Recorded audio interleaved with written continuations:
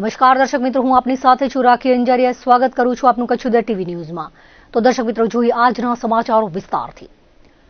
ગાંધીધામ આદિપુરમાં એક તરફ અમીરચંદોની વંઠેલી ઓલાદો બેફામ બની છે, ત્યારે પોલીસે પણ હવે કાયદાનો ધોકો પછાડ્યો છે. ગાંધીધામ આદિપુરમાં ડોન બનવા ગયેલા બે શખ્સોને પોલીસે પાંજરે પૂરી ગુજસી ટોકની ગંભીર કલમ તળે ગુનો નોંધી કાયદાનું ભાન કરાવ્યું છે. એસપી સાગર બાગમાર દ્વારા અસામાજિક પ્રવૃત્તિ આચરતા ઇસમો સામે કાર્યવાહી કરવા માટે સૂચના આપવામાં આવી છે, જે અંતર્ગત ડીવાયએસપી મુકેશ ચૌધરીના માર્ગદર્શનમાં એ ડિવિઝન પીઆઈ એમડી ચૌધરીના વિસ્તારમાં ગુનાહિત પ્રવૃત્તિ આચરતા હતા અને ઓર્ગેનાઇઝ ક્રાઇમ કરતા ઇસમો સામે કાર્યવાહી કરવા માટે સ્ટાફને સૂચના આપી હતી, જે અંતર્ગત ગાંધીધામ એ ડિવિઝન પોલીસમાં મારામારીનો ગુનો દાખલ થયો હતો, જેમાં આરોપીઓ અર્જુન નાગાર્જુન ગઢવી, દિનેશ ઉર્ફે ડિંકુ બાબુલાલ પરિહાર સામે ફરિયાદ થઈ હતી. આરોપીઓ ગાંધીધામ આદિપુર શહેરમાં અવારનવાર આવા ગુના આચરી રાયોટિંગ, જાનથી મારી નાખવાની ધમકી, લૂંટ, મારામારી, ધાક ધમકી જેવા ગંભીર પ્રકારના ગુનાને અંજામ આપી વિસ્તારમાં ડોન તરીકે છાપ ઊભી કરતા હતા. આવા તત્વોને ડામવા માટે પ્રથમ વખત ગુજસી ટોકની કલમ તળે ગુનો દાખલ કરવામાં આવ્યો છે. બંનેને ભુજ કોર્ટમાં રજૂ કરતા 3 દિવસના રિમાન્ડ મળ્યા છે. અર્જુન ગઢવી સામે ગાંધીધામ એ ડિવિઝન અને આદિપુરમાં 10 અને દિનેશ સામે 7 ગુના નોંધાયેલા છે. કામગીરીમાં પીએસઆઈ એમ.એચ. જાડેજા સહિતના સહયોગી રહ્યા હતા. ખાસ પોલીસ દ્વારા અપીલ કરવામાં આવી છે કે આ બંને ઇસમો અથવા તેની ટોળકીના સાગીરતો દ્વારા તમે કોઈ પણ પ્રકારે ભોગ બન્યા હોય તો કોઈ પણ જાતના ભય વગર ડીવાયએસપી કચેરી અંજાર અથવા એ ડિવિઝન પોલીસનો સંપર્ક કરવા જણાવાયું છે. તાજેતરમાં ભારતીય ન્યાય સંહિતાની કલમોમાં પરિવર્તન લાવવામાં આવ્યું છે, જેમાં વારંવાર ગુના આચરતા ઇસમો સામે કડક કાર્યવાહી કરવાની જોગવાઈ પણ ઉમેરાઈ છે. તેવામાં પૂર્વ કચ્છમાં દારૂની બધી અટકાવવા માટે વારંવાર ગુના આચરતા ઇસમો સામે કાર્યવાહી કરવામાં આવી છે. ગાંધીધામ બી ડિવિઝન પોલીસે પડાણાના બુટલેગર સામે સંગઠિત ગુના સિન્ડિકેટનું શસ્ત્ર ઉગામ્યું છે. એસપી સાગર બાગમારે ગુનાહિત પ્રવૃત્તિ કરતા ઇસમો સામે કાર્યવાહી કરવા સૂચના આપી હતી, ત્યારે ડીવાયએસપી મુકેશ ચૌધરીના માર્ગદર્શનમાં 16મી જાન્યુઆરીના ગાંધીધામ બી ડિવિઝન પોલીસે પંચરત્ન માર્કેટ નામની બિલ્ડિંગમાં 84,000નો દારૂ કબજે કર્યો હતો, જેમાં તપાસ દરમિયાન આરોપી પડાણાના હરિઓમનગરમાં રહેતો મનુભા ઉર્ફે મહેન્દ્રસિંહ વિઠુભા વાઘેલા પકડાયો હતો. આરોપીનો ગુનાહિત ઇતિહાસ જોતો લિસ્ટેડ બુટલેગર હતો અને 2015 થી 2025 દરમિયાન ગુના દાખલ થયા હોવાનું જણાઈ આવ્યું હતું, જેથી સંગઠિત ગુના સિન્ડિકેટના સભ્ય બની આરોપીએ નાણાકીય લાભ મેળવવા માટે વારંવાર ગેરકાયદે પ્રવૃત્તિ કરી હોવાનું સામે આવ્યું હતું, જેથી તેની પ્રવૃત્તિ પર અંકુશ લાવવા માટે બી ડિવિઝન પીઆઈ એસવી ગોજિયાએ સરકારી વકીલ ભગવાનભાઈ પટેલ મારફતે ગાંધીધામ કોર્ટમાં ફરિયાદમાં કલમ ઉમેરવા માટે રિપોર્ટ કર્યો હતો. અદાલતે દરખાસ્ત માન્ય રાખી હતી, જેથી પૂર્વ કચ્છમાં પ્રથમ વખત દારૂના ગુનામાં આરોપી મનુભા ઉર્ફે મહેન્દ્રસિંહ વિઠુભા વાઘેલા સામે સંગઠિત ગુના સિન્ડિકેટની કલમ ઉમેરવામાં આવી છે. આરોપી સામે ભચાઉ, અંજાર, પદ્ધર, ગાંધીધામ બી ડિવિઝનમાં દારૂના ગુના નોંધાયેલા છે. આ કામગીરીમાં પીએસઆઈ એલ.એન. વાડિયા સહિતના જોડાયા હતા. મેઘપર બોરીચી સીમમાં લીલાશાહ ફાટક પાસે 26 જાન્યુઆરીના સાંજે છરી અને ધોકા જેવા પ્રાણઘાતક હથિયારો વડે કાકા ભત્રીજા પર હુમલો કરાયો હતો, જેમાં હત્યાના પ્રયાસ, એટ્રોસિટી સહિતની કલમો તળે ગુનો દાખલ થયો હતો. અંજાર પોલીસે 7 આરોપીને ઝડપી લીધા છે. ફરિયાદી ભરતભાઈ મનુભાઈ ઝાલાએ વિશાલ ઉર્ફે રાધે જોશી, હર્ષદ રાઠોડ, વિશાલ રાણા, આનંદ સંઘાર, કિશન મહેશ્વરી તેમજ 2 અજાણ્યા ઈસમો સામે ગુનો દાખલ કરાવ્યો હતો. અંજાર પોલીસે આરોપીને ઝડપી લીધા બાદ આરોપીઓએ ગુનાને કેવી રીતે અંજામ આપ્યો હતો તે માટે તમામને ઘટના સ્થળે લઈ જઈ રિકન્સ્ટ્રક્શન કરાવવામાં આવ્યું હતું. ડીવાયએસપી ડીઆર ભાટિયા સહિતના હાજર રહ્યા હતા.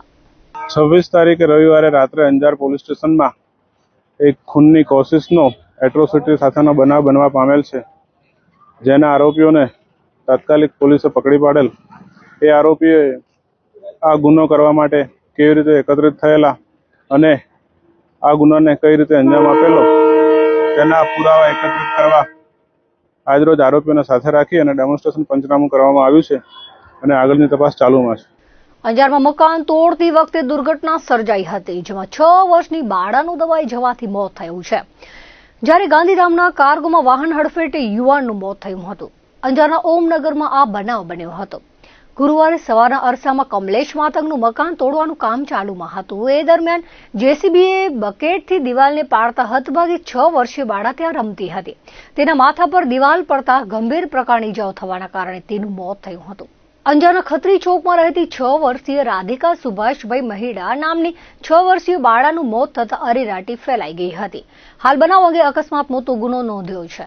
દરમિયાન ગાંધીધામના કાર્ગો વિસ્તારમાં અંબિકા કાંટાની સામે અકસ્માત થયો હતો, જેમાં બી ડિવિઝન પોલીસ સ્ટેશનેથી મળેલી વિગતો મુજબ મૂળ બિહારના હાલે મુન્દ્રામાં રહેતા ડુમરભાઈએ જણાવ્યું હતું કે તેમના નાના ભાઈ 33 વર્ષીય પવન નાગો સાદા રસ્તા પરથી પસાર થતો હતો, ત્યારે અજાણ્યા વાહન ચાલકે પાછળથી ટક્કર મારતા માથાના ભાગે ગંભીર પ્રકારની તથા શરીરે નાની મોટી ઈજાઓ થવાના કારણે મોત થયું હતું. અકસ્માત સર્જીને ચાલક ભાગી ગયો હતો, જેથી બી ડિવિઝન પોલીસમાં ગુનો દાખલ કરાયો હતો.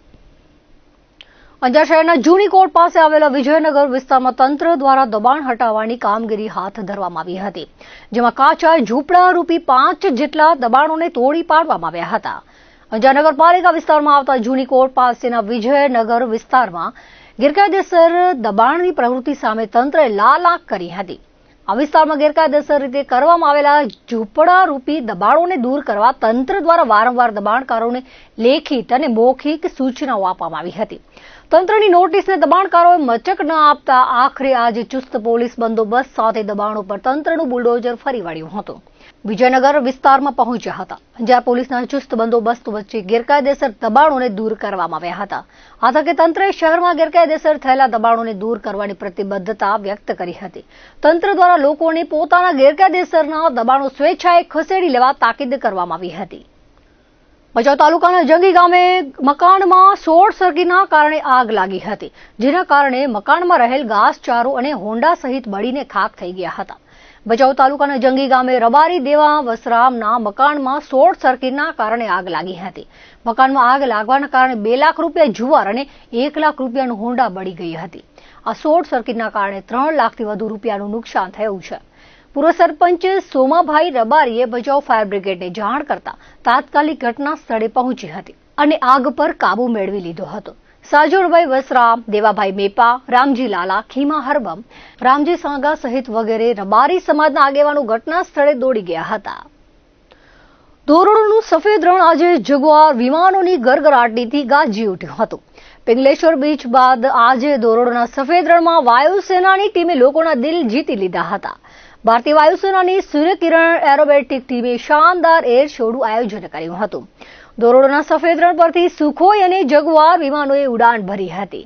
વાયુસેનાના જવાનોએ આકાશમાં તિરંગાના રંગોની છોડો સાથે કરતબ દેખાડ્યા હતા. આજે હવાઈ કરતબ જોવા માટે જિલ્લાભરમાંથી લોકો ઉમટી પડ્યા હતા. આકાશમાં વાયુસેનાના જવાનોના કરતબ નિહાળી લોકો અભિભૂત થયા હતા. દરેક ઉડાન વખતે ભારત માતા કી જયના નારાઓ ગુંજી ઉઠ્યા હતા. ધોરડોનું સફેદ રણ આજે દેશભક્તિના રંગે રંગાયું હતું. સેનાના યોદ્ધા જહાજોને આકાશમાં કરતબો કરતા જોઈ લોકો ખુશખુશાલ બની ગયા હતા.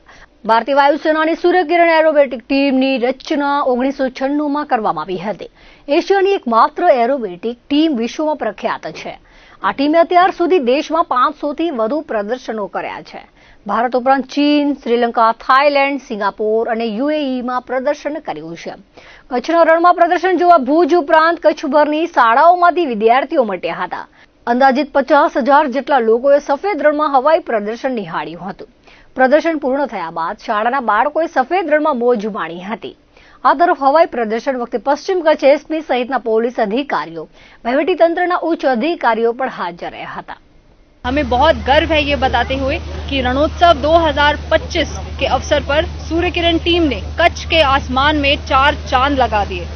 आज यानी कि 31 जनवरी को यहाँ के सभी लोगों ने देखा आसमान में कैसे 9 फाइटर जेट्स 5 मीटर से भी कम की दूरी पर उड़ान भर रहे थे और इन विमानों ने आज बहुत ही हैरत अंगेज करतब सभी लोगों को दिखाए हैं.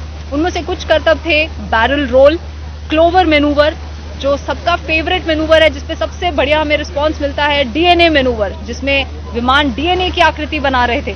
और हमने देखा आसमान में आज जो विमान है वो दिल का आकार बनाकर आप सबको अपना प्यार दिखा रहे थे. तो हमें उम्मीद है कि कल भी गुजरात के लोग अपना प्यार और जोश हमें इसी प्रकार दिखाएंगे, क्योंकि कल एक बहुत ही खास दिन है. 1 फरवरी 2025 को रन ऑफ कच्छ के ऊपर 3 बजे से आप देखेंगे कि सूर्य किरण एरोबैटिक टीम आसमान में तिरंगे को लहराएगी. ये 14 साल के बाद हो रहा अवसर है और ये बहुत ही ऐतिहासिक दिन होने वाला है. हमें आशा है कि आप सब इसी तरह हमारे साथ कल भी जुड़ेंगे और इस दिन को बहुत ही खास बनाएंगे। हमें बहुत खुशी है कि हम रणोत्सव का भाग बन सके। Thank you Gujarat for being here and making this day a memorable one.